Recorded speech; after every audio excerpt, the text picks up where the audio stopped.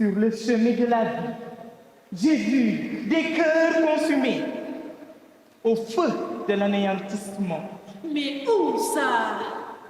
Au pays des rêves anéantis, au plus sombre des endroits, je n'ai pu déceler, pas seulement des visages pleins de tristesse, mais aussi de rage qui n'ont cessé de s'apitoyer sur le sort, se disant être des perdants. Ils attendaient qu'on leur tende la main. Mais de qui s'agissait-il au juste? Des jeunes pétris de talent, des diplômés sans emploi, des chômeurs. Incroyable mais vrai, des jeunes très talentueux vous dites, des diplômés qui attendent de l'aide, mais de la part de qui? De l'État. Mais de quel État? L'État n'est-il pas vous, moi, nous? Bien sûr, ma chère.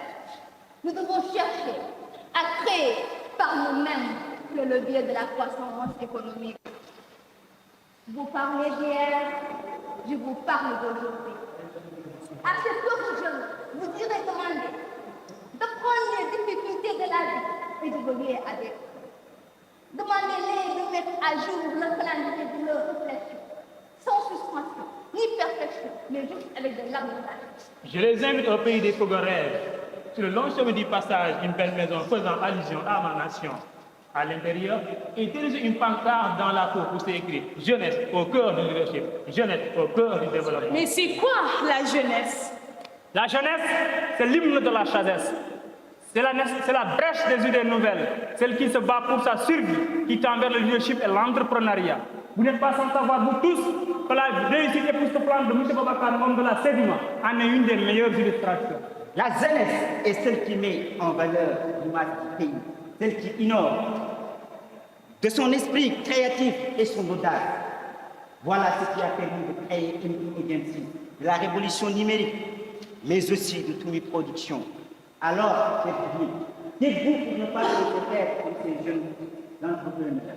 Chers jeunes, ce que vous êtes parle beaucoup plus fort de ce que vous êtes en train de dire. D'où l'importance du leadership du XXIe siècle, qui est un leader inspirant, transformationnel. Chers assistants, chers invités, chers publics, dites-moi, préférez-vous céder ou échouer? Réussir ou échouer? Jeunesse, si ta réponse est la deuxième, alors réveille-toi, il faut te surpasser et te dépasser, savoir résister sans tambour ni trompette. Dis-moi quelle jeunesse tu as, je te dirai quel peuple tu seras, affirmait Maître Abdoulaye Wade dans son ouvrage intitulé Un destin pour l'Afrique. Alors, mesdames et messieurs, honorables invités, ensemble, dans cette nouvelle école des fouguerets, bâtissons un nouvel empire qui veillera à unir nos cœurs, à les faire frémir, telle la douce brise que dégage l'océan de la réussite. Mais sans oublier, jeunes, si toi, jeunesse, tu veux tendre vers la prouesse, suis sans cesse et avec justesse la prouesse, la noblesse, ainsi que la sagesse que renferme l'esprit de tes aînés submergés de finesse.